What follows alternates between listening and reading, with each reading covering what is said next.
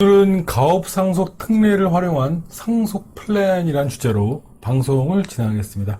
오늘은 특정 직업군을 가진 분들 네. 중에서 이제 병원, 원장님들의 상속 플랜, 특히 네. 이제 가업 상속 공제를 이용한 네. 상속 플랜을 간단하게 설명을 좀 드릴까 합니다. 우리가 본격적인 상속 이야기를 꺼내기 전에 네. 연도별로 우리가 상속세를 도대체 얼마나 내고 있고 증여세를 얼마나 내고 네. 남들이 뭘 하고 있는지 궁금하잖아요. 그게 네. 어떻게 보면 우리가 말하는 기준이 될 수 있잖아요. 네. 내가 남들보다 잘한다 못한다. 그럼 우리가 요식한 말로 벤치마크라고 하죠. 예. 최근에 그 누구죠?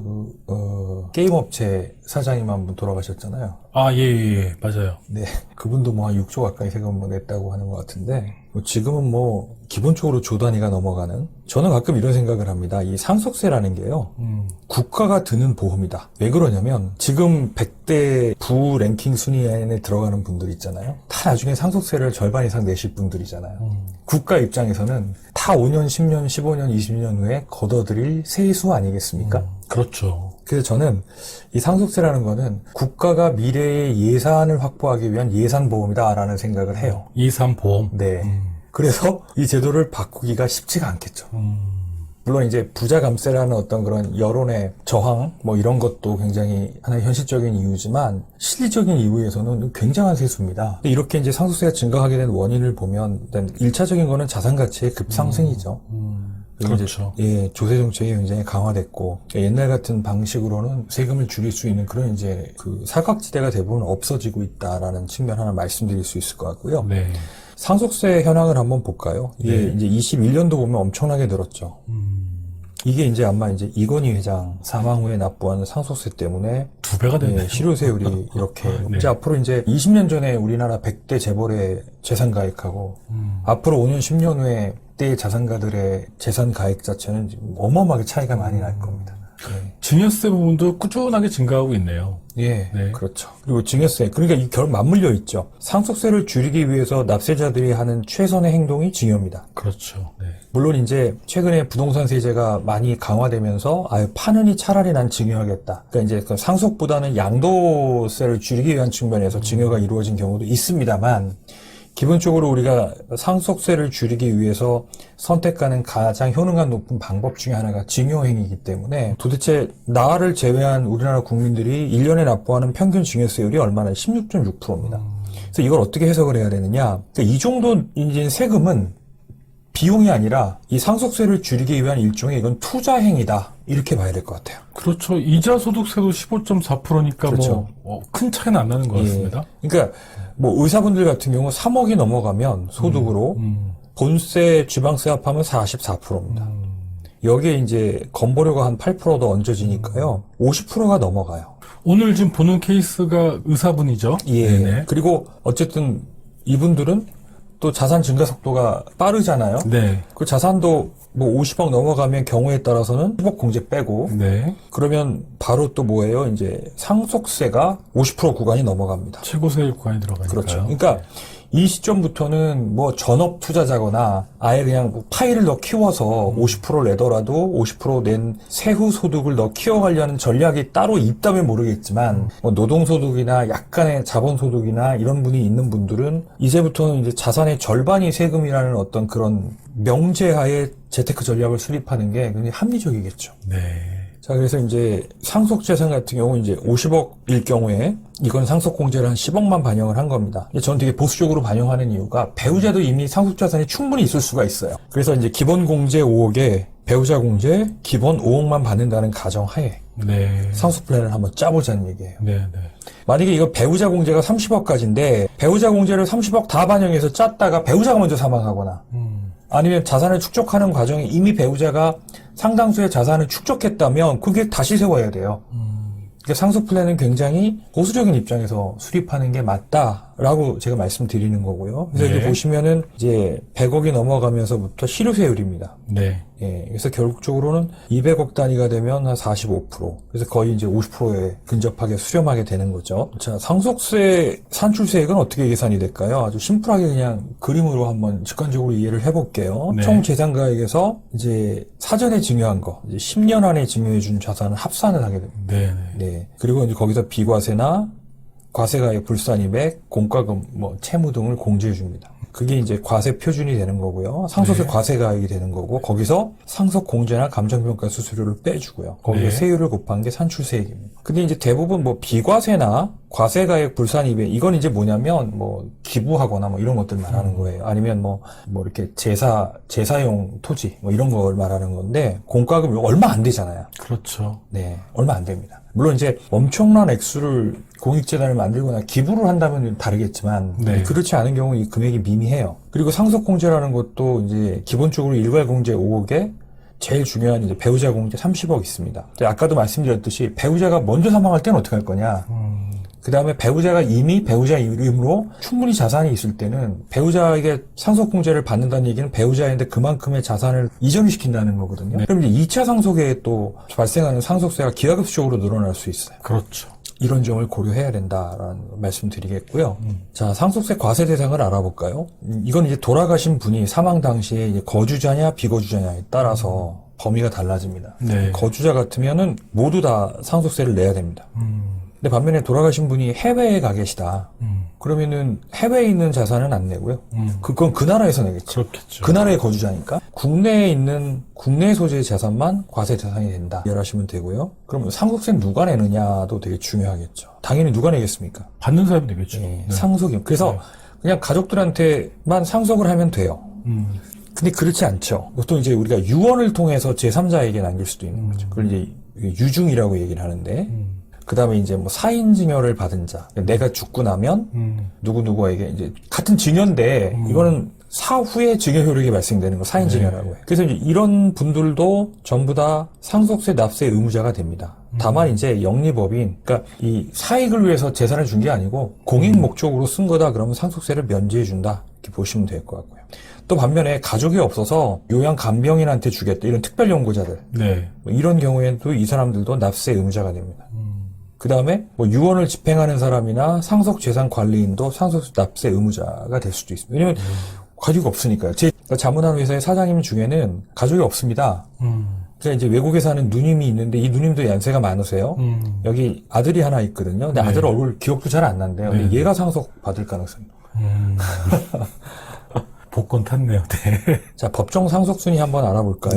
네. 1순위는 이제 자녀와 배우자. 항상 상속인입니다. 네. 2순위는 이제 자녀가 없다면 어떻게 될까요? 부모님이 되겠죠. 부모와 배우자. 그래서 이게 자녀가 없을 때,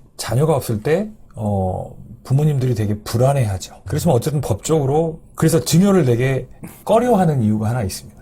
자녀가 있다면 왜냐면 증여를 해서 이미 이제 그게 자녀한테 증여를 해주는데 상속재산이 되면 그거를 또 나중에 자녀가 없는 상황에서는 직계존속과 배우자가 나눠야 되는 문제가 생기는 거예요. 네. 그죠? 그 다음에 부모와 배우자도 없을 때는 이제 형제 자매가 되는 거고, 형제 자매도 없을 때에는 사촌 이내의 반계 혈족이 상속순위가 되는 거죠. 네. 옛날엔 뭐 이게 이웃 사촌, 지금은 이제 사실 이게 피가 섞인 걸로 따지면은 뭐 반계 혈족까지 가지만 사실은 삼촌 간에도 요즘 교류를 하는 경우가 많기 그렇죠. 때문에. 모르면 모르죠. 자, 그리고 여기 보시면은 피상속인이 배우자는 아까 말씀드렸지만 직계비속과 동순위가 되는 공동상속인이 되고요. 비속이 없으면 직계존속과 직계비속과 존속이 없는 경우에는 누구다? 배우자는 단독 상속인이 된다. 그러니까 예를 들어 부모도 없어요. 자식도 없어요. 예, 그러면은 형제자매 반계혈족은 아니고요. 그냥 배우자가 다 100%. 네. 예, 갖게 되는 그런 게 되는 거죠. 그래서 예를 들어서 부모님이 형제자매가 없어요. 그런데 예를 들어서 자녀가 먼저 사망을 했어요. 뒤늦게 이제 배우자를 이렇게 재혼을 한 상황이라면 돌아가신 분의 자산은 다 이제 배우자 명의가 되는 거겠죠. 새로 결혼하신. 네, 그렇죠. 그리고 이제 법정 상속분은 배우자에게 1.5배를 가산해주고 다른 자녀는 다 균등하게 준다. 네. 예, 그래서 이건 결국 이제 나중에 유류분 청구할 때 되게 중요한 그렇죠. 의미가 되겠죠. 조금 더 이제 상속 계산의 흐름을 조금 더 구체적으로 한번 볼까요? 네. 아까 말씀드렸듯이 이제 총 상속 재산 가액, 이건 이제 민법상의 상속 재산, 아까 말한 이제 본래 상속 재산이 있고요. 네. 유중, 사인 증여 다 포함하는 재산입니다. 그 다음에 여기에 이제 간주 및 추정 상속 재산이 들어가요. 대표적인 게 이제 뭐 고홍금, 퇴직금, 신탁의 이익 이런 걸 이제 간주라고 하고 추정이라는 거는 이런 거죠. 돌아가시기 한 1년 전에 미리 쓴 거. 대출을 받았어요. 네. 채무를 발생시킨 건데 그 네, 돈 어디 갔어? 그렇지만 이제 입증을 못하면 이거 자녀가 가져간 거야. 라고 추정을 하는 거죠. 그 추정은 이제 납세자가 입증을 해야 되는 거예요. 네. 입증을 못하면 이제 상속재산이 되는 그런 1년에 2억이죠? 예. 재산의 종류별로 예. 1년에 2억, 네. 2년에 5억까지. 네. 종류별로. 네. 예. 판단이 중요하죠? 예, 5억이 넘어가면 이제 예. 입증이 해야 되는 거죠. 자, 그 다음에 이제 과세가액 불산입은 아까도 말씀드렸듯이 이제 뭐 비과세 해주는 거 이런 걸 말씀드리는 거고, 공제 금액은 아까 말씀드렸습니다. 뭐 채무, 공과금, 장례비 이런 것들. 네. 이게 이제 상속세가 조금 나오는 분들은 이런 것도 영수증 하나 잘 챙기는 게 의미가 있겠지만, 뭐 이미 이제 상속자산이 100억대가 넘어가고 하는 분들한테는 뭐 이런 것들은 큰 의미가 없을 수도 있어요. 여기서도 기억나는 게 부모가 아플 때는 부모의 재산으로 병원비라든가 이런 것들을 지불하는 게 세금 측면에서 유리하죠. 유리합니다. 예. 네. 쉽진 않을지 모르겠지만. 네, 유리한데, 네. 그래도 말씀드렸듯이 이제 그런 것들이 들어가서 상속세 면세점에 해당되는가 그러면 의미가 있는데 이미 뭐 상속세율이 50%가 넘어가는 분들한테는 그게 별로 눈에 드러나지가 않아요. 그렇겠죠. 예, 네네. 그렇습니다. 그 다음에 이제 사전 증여재산 가액. 은 더해줘야 되는 거고. 이건 이제 상속을 피하기 위해서 사전에다 증여를 해버리면 상속세라는 제도 자체가 없어져 버리잖아요. 네네. 그래서 이제 사전 증여 같은 경우는 이제 10년 이내. 근데 이제 5년 이내 합산하는 것도 있습니다. 10년 이내는 이제 법정 상속인들, 쉽게 말하면 이제 자녀. 근데 예를 들어서 이제 뭐 며느리, 사위, 손자 이런 거는 5년. 법정 외 상속인이라서 이건 5년입니다. 네. 그래서 며느리, 사위 같은 경우는 증여 공제가 되게 낮죠. 네. 그 다음에 이제 손주 같은 경우는 할증과세가 됩니다.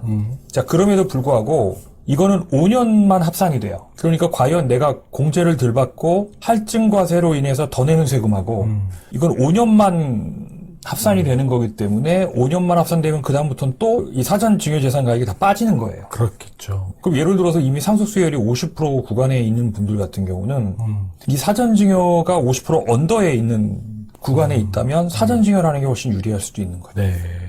자, 그 다음에 이제 아까 말씀드린 것처럼 이제 상속 공제액과 감정평가 수수료가 있다. 여기서 특히 이제 공제액 중에 배우자 공제 30억까지 있다.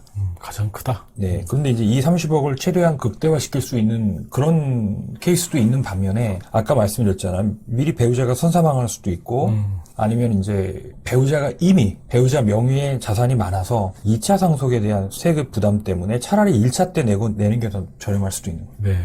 왜냐면 2차 상속이라는 건 배우자가 없을 가능성이 크잖아요. 물론 이제 재혼을 하면 또 배우자가 있어서 배우자 공제를 또 받을 수 있지만 배우자 공제 받자고 재혼하는 케이스는 없겠죠. 그렇죠.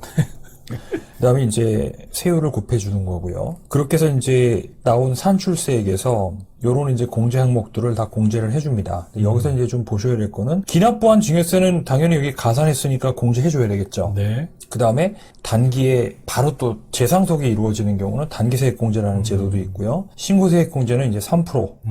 이게 예전에 이제 10%까지 해줬습니다. 네. 굉장히 큰 거죠. 네네. 이제 금리가 계속 떨어지면서 이게 네. 예전엔 금리가 20% 이럴 때는 10%도 되게 낮았는데 네. 금리가 뭐 1%, 2%일 때 10%는 굉장히 크잖아요. 3%까지 지금은 낮아졌습니다. 자, 그렇게 해서 이제 최종 세액이 결정이 되면 자, 이거를 한 6년에 걸쳐서 낼 거냐?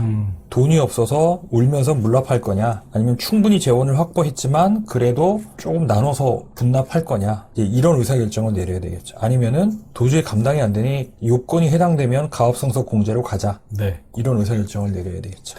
자, 그럼 상속세를 줄이는 방법은 뭐겠어요? 아주 심플하죠. 상속 개시일 현재 존재하는 상속재산 가액을 줄여야 돼요. 그러려면 뭐를 많이 해야 돼요? 증여를 많이. 예, 사전 증여를 많이 해야 된다.